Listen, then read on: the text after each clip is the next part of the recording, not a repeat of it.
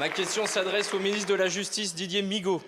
Monsieur le ministre, il y a un an, jour pour jour, la Drôme devenait une terre martyre de l'ensauvagement et du laxisme d'État.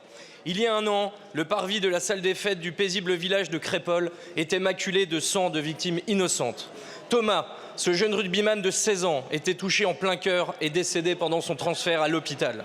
16 autres participants étaient blessés, dont 2 très grièvement, et on dénombre à ce jour 192 victimes, dont plus de 60 jeunes atteints de troubles psychotraumatiques. Depuis ce drame, on ne sait pas encore lequel des assaillants a porté le coup fatal à Thomas. Mais ce que l'on sait en revanche, c'est que l'onde de choc du drame de Crépol, bien loin de susciter un regain de cohésion nationale, a au contraire aggravé la fracture communautaire et la haine anti-française jusque dans l'enceinte même des collèges et des lycées de notre territoire.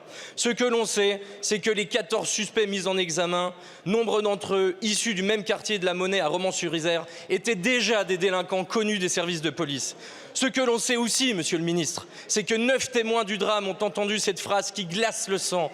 On est là pour tuer des blancs, on est là pour planter les blancs. Ce que l'on sait enfin, c'est que le jour même du meurtre de jeune Nicolas, à la sortie d'une discothèque par Hassan Youssef Dabi, un étranger impliqué dans le narcotrafic marseillais, votre gouvernement refusait les propositions de loi du groupe RN sur le rétablissement des peines planchers et sur l'expulsion des criminels étrangers. Alors, monsieur le ministre, ma question sera très simple. C'est la même question que se posent les parents de Thomas, les parents de Nicolas que j'ai rencontrés la semaine dernière. C'est la même question, au fond, que se posent tous les parents de France qui, chaque jour, ont peur pour leur enfant. Quand allez-vous enfin agir et engager le réarmement de notre appareil judiciaire et carcéral pour protéger la vie des Français ? Bravo.